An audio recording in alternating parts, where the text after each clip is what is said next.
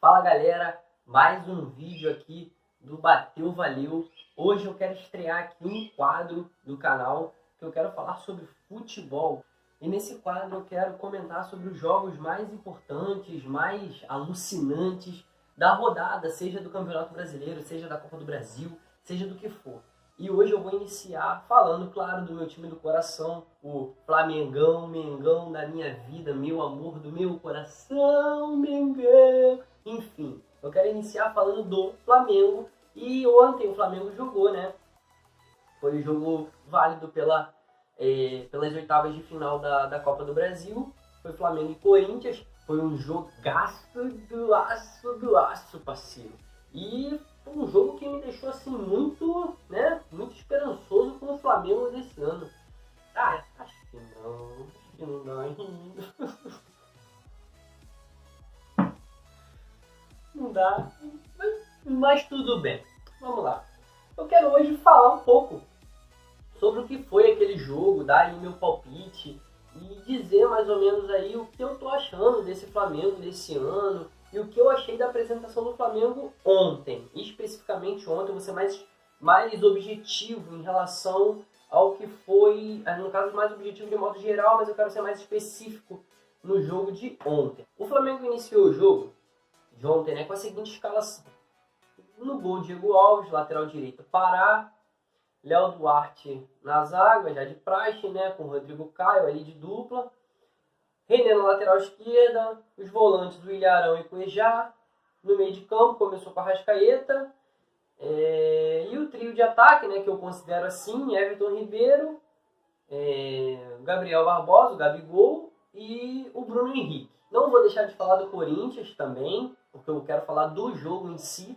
E a escalação do Corinthians foi com o Cássio no gol, lateral direita o Fagner, Manuel na zaga junto com o Henrique, horroroso. Na lateral esquerda Danilo Avelar, volante o Ralf, campo com Sornosa, Matheus Vital.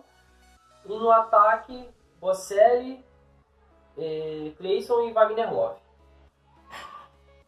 Mas eu vou iniciar falando do Flamengo, dessa formação do Flamengo, que tem sido a formação de praxe, né? Ele tem uma sequência grande com essa formação, tem sido assim até insistente algumas vezes em algumas posições, mas eu vou iniciar falando de como iniciou o jogo, né? O Flamengo iniciou de uma forma que estava assim, né? O jogo pegando fogo, né? É clássico, a gente às vezes nem tem como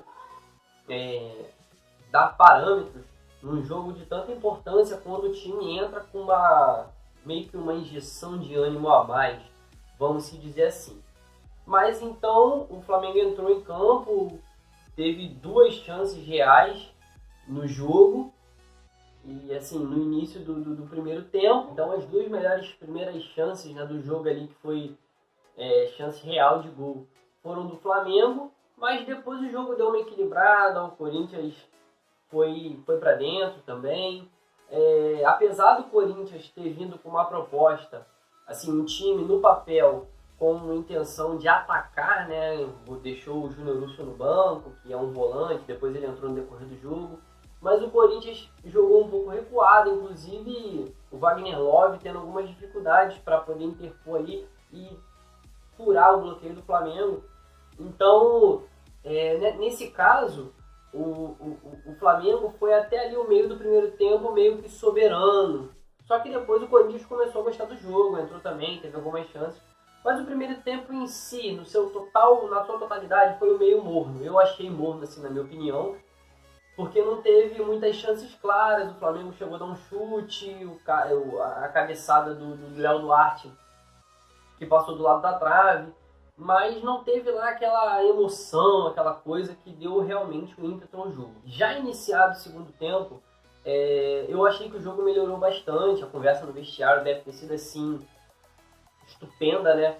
Em relação principalmente ao Corinthians. Logo no início do segundo tempo, o Carille começou a fazer algumas alterações que modificaram bastante o Corinthians. Eu tive até um pouco de medo como flamenguista naquela hora, porém comecei a gostar do jogo também, como espectador de forma geral. E gostei muito da apresentação do Corinthians no início do segundo tempo. O Corinthians entrou, começou a jogar bem, melhorou bastante com as alterações que foram feitas e o Corinthians melhorou. Mas o Flamengo depois tomou as rédeas da situação de novo e agora eu quero entrar na pauta de falar da escalação do Flamengo.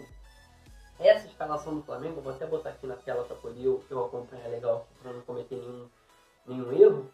É normal, né? O Diego Alves, algo que vem sendo muito questionado é a presença do Pará e do René. Infelizmente, hoje ainda no elenco do Flamengo, nós não temos peça de reposição para essas posições, né? No caso, as duas laterais, que eu acho que é a área ali que mais é defeituosa no Flamengo, que mais carece de reposição, né? E não tem, e assim, querendo ou não, esses dois eles são as melhores alternativas. O Pará eu considero ele um pouco acima do nível do Rodinei. O René, em relação à marcação, eu acho ele um pouco acima do Trauco. Acredito sim, gosto muito do Trauco também. Gosto até mais do Trauco do que do René, porque eu acredito que o Trauco ele tem um melhor passe, tem mais, no caso, mais força física para chegar no fundo, para fazer os cruzamentos. Porém, o Trauco peca muito no setor defensivo. Ele é uma mãe no setor defensivo. Já o René é um pouco mais seguro em relação ao setor defensivo, ele defende mais, sabe a hora melhor de dar o bote. Então, querendo ou não, ele sim, não é a melhor opção hoje de forma alguma, mas como o Flamengo tem um bom time no ataque, tem um bom quadrante ali de atacantes, meio campo, não tem tanta necessidade assim do lateral, assim, tem, né?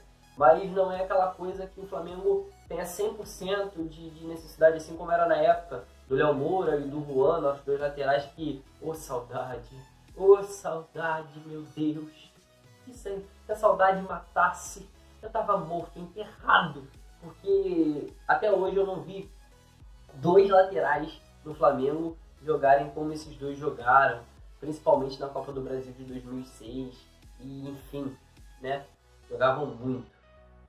O Léo Moura tá aí até hoje, em alto nível, o Flamengo merda, enfim, nós realmente não temos muita opção hoje em relação a essas duas posições e fica assim uma situação bem complicada.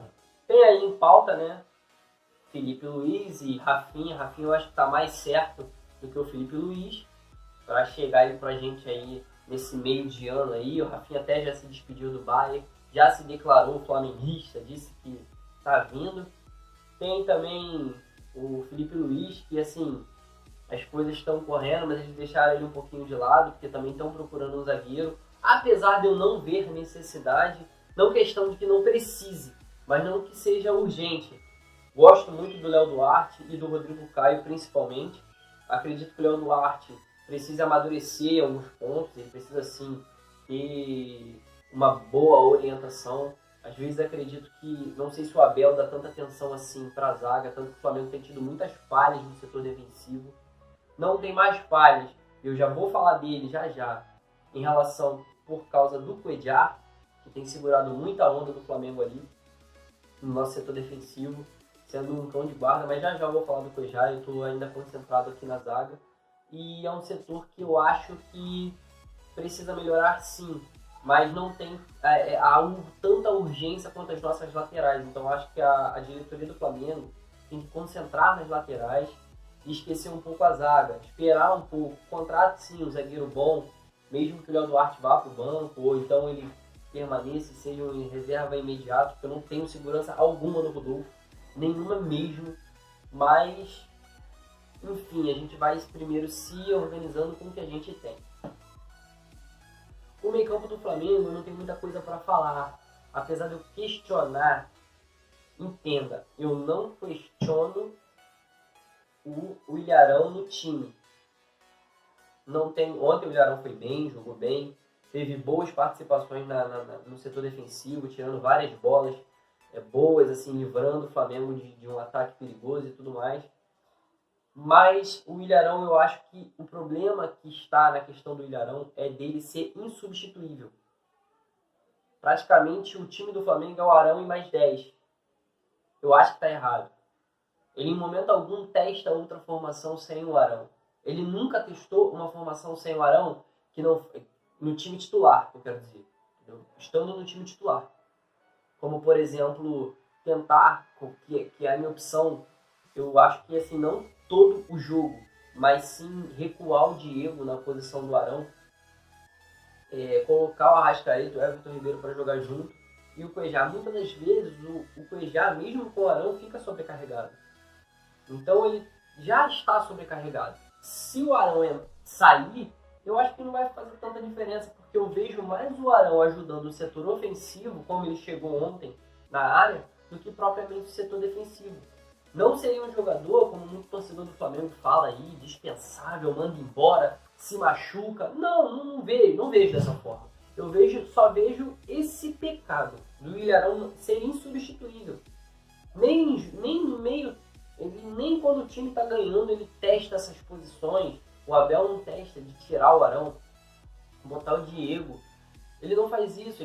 Quando estava o Arrascaeta, ele tirava o Arrascaeta e botava o Diego. E quando está o Diego, ele tira o Diego e bota o Arrascaeta. Foi assim que nós perdemos aquela final para o Fluminense se eu não me engano agora foi da Taça Guanabara, né? Semifinal, foi a semifinal.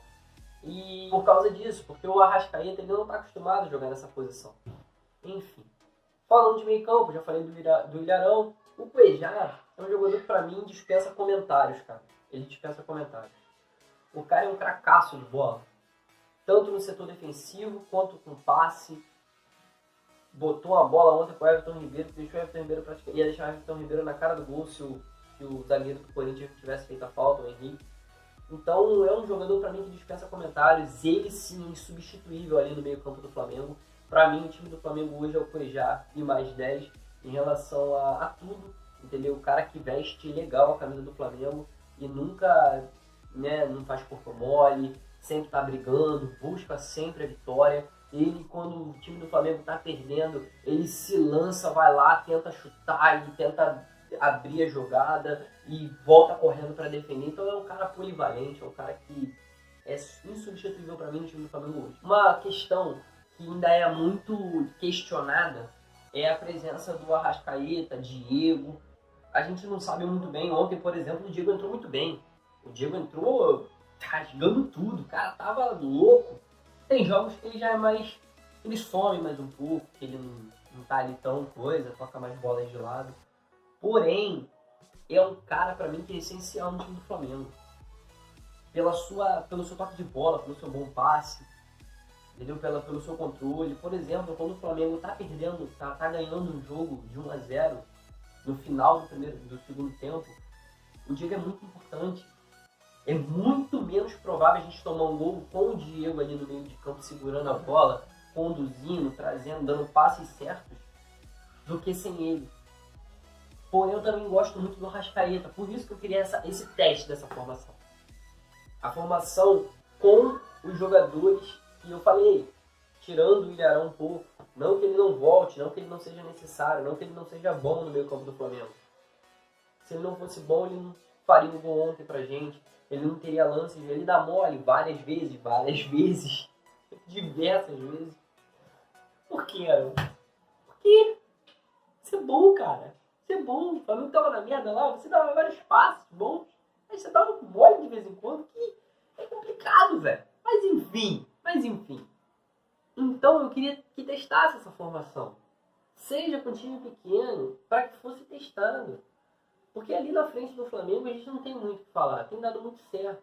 Apesar de eu achar que o Gabigol ainda precisa mostrar muita coisa. Entendeu? Eu acho que ele também tem dado certo. O Everton Ribeiro, cara, também é outro. Assim como o Cuejá, nem se fala naquele cara. O cara, ele doa de si o tempo todo. O cara, o último jogo que ele jogava no Brasileirão, se eu não me engano, foi contra o Cruzeiro.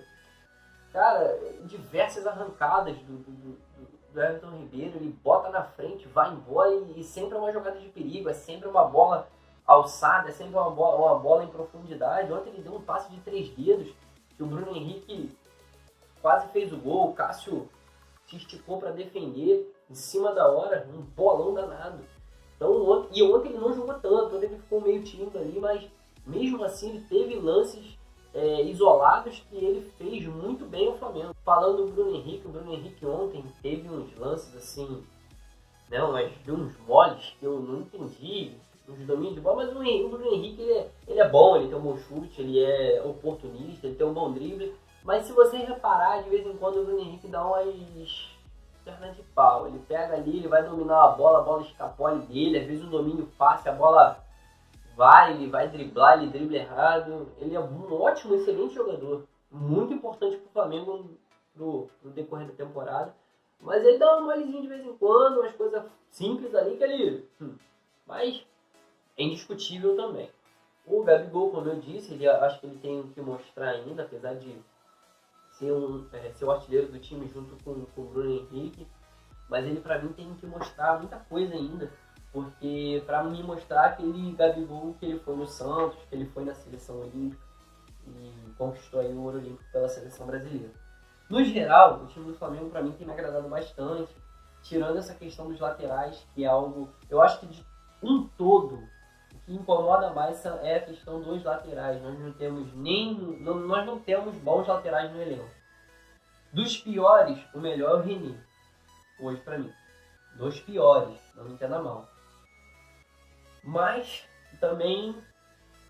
Pra mim, não disse que veio o Flamengo até hoje. Foi o melhor lateral do Brasileirão, porque, não sei porquê, os laterais que o Palmeiras tinha. E foi até o melhor lateral esquerdo do Carioca também. Do Carioca, realmente, eu acho que sim, né? Porque também os outros times do Rio de Janeiro não disseram nem o que vê o mundo até agora, esse ano, né? O Botafogo, decepcionando. O Fluminense, desculpa até ter falado isso, porque pra mim o Fluminense, depois do Flamengo, é o melhor time do Rio de Janeiro. Em questão de elenco e também em questão de tática, técnica, é um excelente time. Botafogo, eu acho que não mostrou o que vê ainda, mas enfim, falando de Flamengo, eu acho que o Flamengo está deixando muito a desejar na defesa, muito por culpa dos seus laterais, que são muito limitados no seu futebol, não estou querendo desmerecer ninguém, mas eu acho que não são a nível de Flamengo. O René ali tem muita bola para jogar, sei lá, uma segunda divisão do brasileiro, ou então um time pequeno no exterior, mas eu não vejo eles com o nível que o Flamengo tendo hoje. Eles dois, não acho que o Flamengo chega longe. O Flamengo precisa urgente mudar as laterais, dar um jeito, entendeu? Contratar o Rafinha, o Felipe Luiz, e contratar bons laterais reservas também, inclusive contratou o garoto do Bangu, que é muito bom, aquele garoto, se eu não me engano, não sei o nome dele.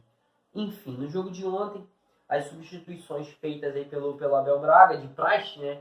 Mas que também, às vezes, eu não entendo, cara, por que ele faz essas substituições que eu fico meio que, como eu falei ontem, ele tirou a Arrascaeta e colocou o Diego. Tudo bem, ontem era um jogo, né, pegado ali, não tinha como ele tirar o Arão para botar o Diego, né? Mas ele poderia ter tirado, por exemplo, o Gabigol e botado o Diego. O Gabigol estava péssimo no jogo ontem. Não disse ao que veio. Ele podia muito bem ter tirado o Gabigol e botado o Diego no lugar. Botava o Bruno Henrique para jogar de centroavante, como ele vem fazendo sempre, botava o Arrascaeta para a ponta. Acredito que assim o Flamengo poderia ter feito mais um gol, de repente. Né? Porque, querendo ou não, quanto mais gol você fizesse era melhor, porque você trazia aqui para o Maracanã um jogo de volta mais tranquilo. Enfim. Depois ele foi tirou o Gabriel e botou o Vitinho. Que pra mim trocou 6 por meia dúzia, porque o Vitinho pra mim ainda não disse ao que veio o Flamengo. Né? Perdeu aquele gol lá no Uruguai, no caso do Montevidéu contra o Peñarol, que poderia ter ajudado, né, o Flamengo, se caso de repente o Flamengo tome um gol no final, né? Mas tudo bem. E tirou o Everton Ribeiro e botou o Lincoln. Lincoln é um garoto, a gente não tem nem o que falar dele ainda, pra mim é maldade você ficar dizendo o que o Lincoln é, se ele é bom, se ele é ruim. Ele, pra mim, foi um bom garoto, teve boas atuações na base pelo Flamengo, ainda está em tempo de adaptação, apesar de estar há algum tempo, mas ainda não teve uma sequência, assim como o Felipe Viseu, pra mim, que é um excelente atacante, teve na época antes de sair do Flamengo, foi lá pra fora, já voltou, tá no Grêmio hoje. Então a gente tenta, né, entender mais ou menos o que o técnico faz, mas o Lincoln ainda é um garoto, eu acho que ele tem que ter chance sim, entrar nos jogos e fazer, se eu não me engano o Uribe está machucado, que abriu um pouco mais de espaço para o Lincoln, Então é isso. Para mim o Flamengo no jogo de ontem foi muito bem, mas precisa melhorar muito, principalmente nas laterais. Precisa sim, Abel, testar, né, outras formas de jogo, né, outras formações com o time titular. Você vê, quando você puder botar um time alternativo, com a formação alternativa, não com o elenco, né, de repente trocar o Ilharão, deixar o Diego no jogo, você pode substituir. Se você vê que não está dando certo nos primeiros 30 minutos do primeiro tempo, você substitui, tira o Arão, tira o Diego e bota o Arão, ou então tira quem foi, bota o Arão no jogo para poder voltar à formação, mas eu acho que não custa nada tentar. Como eu disse, eu queria falar mais era do Flamengo mesmo. Citei aí a escalação do Corinthians, falei por alto mais ou menos aí em relação que o Corinthians veio sim com uma postura ofensiva, né, de início, mas que não deu muito certo. Eles quiseram até depois ele mudou, tirou o Bocelli, botou o Jadson. Achei que foi uma alteração horrível, porque o Jadson é mais, para mim é um cara mais cauteloso, assim como o Diego no Flamengo. Botou o Pedrinho, que realmente ali dá um ímpeto. Eu não acredito nesse negócio, o cara fica falando que o Pedrinho pode jogar 90 minutos, cara. Enfim, não vou discutir isso aqui. Tirou o Sornosa, que é um meia bem ofensivo, e botou o Júnior Urso. O Corinthians perdendo, o Júnior Urso eu vejo ele mais como um volante, apesar dele ir à frente bastante, mas vejo ele como um volante. Enfim, eu não vou entrar muito no mérito do Corinthians, porque eu não acompanho muito, apesar de acompanhar de uma forma geral, mas não acompanho de uma forma profunda, né? O Flamengo acompanha até os treinos, assim, como é que o Abel faz, nem no treino ele testa essas formações. Mas, enfim,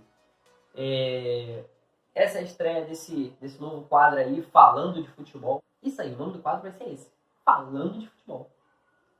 Acho que dá, né? Tá bom. Enfim, então eu queria falar um pouco hoje do jogo Flamengo e Corinthians, de ontem, que foi dia 15/5/2019.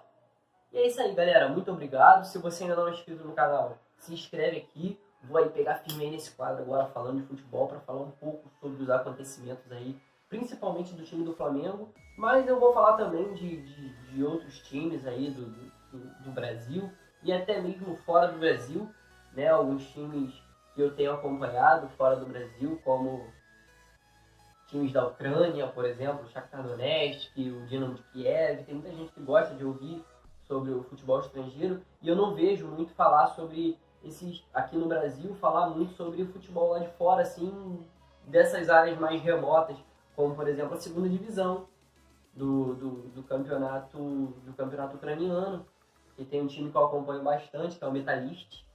É um time que eu tenho acompanhado incisivamente e vou continuar acompanhando ele. E vou trazer um pouquinho para vocês conhecerem um pouco do futebol de lá, que é interessante. E é isso aí, galera. Vou ficando por aqui. Mais uma vez, ó, se inscreve no canal e tamo junto. Valeu!